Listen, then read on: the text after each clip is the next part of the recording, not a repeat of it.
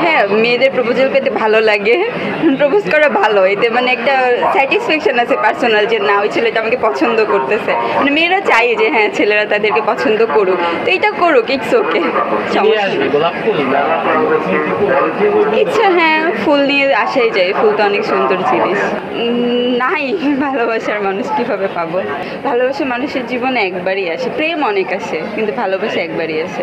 আমার কাছে দুই রকমই মনে হয়, জানি না কেন আমার কাছে মনে হয় ভালোবাসা জিনিসটা সুন্দর, এটা ধরে রাখার মতো। মানে প্রেমের সাথে ভালোবাসাটা যায় না, মানে কেমন যেন একটা দূরত্ব, বা প্রেম জিনিসটা খাপছাড়া মনে হয়, যে ধরে রাখার জিনিস মনে হয় না আমার কাছে। হ্যাঁ অনেক খাইছি, এই যে মেলাতে অনেককে দেখে খাই মাঝে মধ্যে। হ্যাঁ আচ্ছা, এমন কাউকে বলা হয়েছে যে আমি আপনার উপর ক্রাশ খেয়েছি? কিন্তু না, এটা বলা হয় নাই, তবে এমনি দেখে যদি কারো কোনো কিছু ভালো লাগে এটা বলি যে আপনার এই জিনিসটা সুন্দর বা কিছু একটা। আচ্ছা, এই যে লাগতেছে, ভালো লাগতেছে দেখে শাড়ি পরে আসছি, সেজে গুজে আসছি। স্পেশাল কোনো প্রোগ্রাম আছে এরপরে? না, কোনো কিছুই নাই, এখনো পর্যন্ত একটা ছবিও তুলি নাই। আচ্ছা, এই যে আপনারা এত ছবি তুলতেছি, ভিডিও নিচ্ছি, আমাকে পাঠিয়ে দিন তাহলে। অবশ্যই, অফকোর্স, এটা তো ভালো লাগার কথা আপনার।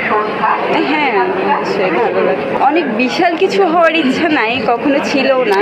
মানে এরপরও তো মানুষের একটা থাকে যে আমি জীবনে একটা ভালো পর্যায়ে যাব, তবে আমার সবচেয়ে যেটা বেশি ইচ্ছা সেটা হচ্ছে ভালো মানুষ হতে পারা। চেষ্টা করি আমি প্রতিনিয়ত যে যাতে ভালো মানুষ হইতে পারি, এর চেয়ে বড় কিছু আমার কেন জানি মনে হয় না।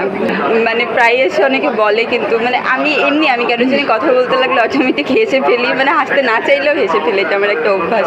আগে অনেক বেশি পড়া হইতো, এখন একটু কম, তবে ট্রাই করি পড়ার, পছন্দের জিনিস। আপনার এই স্টলে কি ধরনের বই পাওয়া যায়? আমাদের এখানে গল্প, কবিতা, উপন্যাস, ফিকশন আছে, কবিতাটা বেশি। কি ধরনের উপন্যাস আছে এখানে?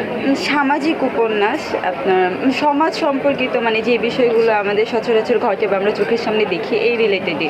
মানে আমাদের বইগুলো একটু ডিফারেন্ট টাইপের, মানে নর্মালি সচরাচর যে আমরা যে বইগুলো পড়ে অভ্যস্ত এগুলো থেকে একটু আলাদা, মানে ভাষা বলেন বা বইয়ের ধরন বলেন, তো সহজে বোঝার মতো না, মানে একটু কঠিন হয় বুঝতে আর কি। হ্যাঁ, আমাদের এই যে উপন্যাস হচ্ছে একটা নিক্রোপলিস, এরপরে হচ্ছে সে, এই দুটো উপন্যাস। আরেকটা আছে যে হ্রদেভ, যে আমরা সচরাচর যে ঘটনাগুলো ঘটে বা আপনার হচ্ছে মানুষের স্ট্রাগল লাইফ, মানে এই রিলেটেড, যে প্রেম বা বিরহ, দেবদাস এরকম রিলেটেড না।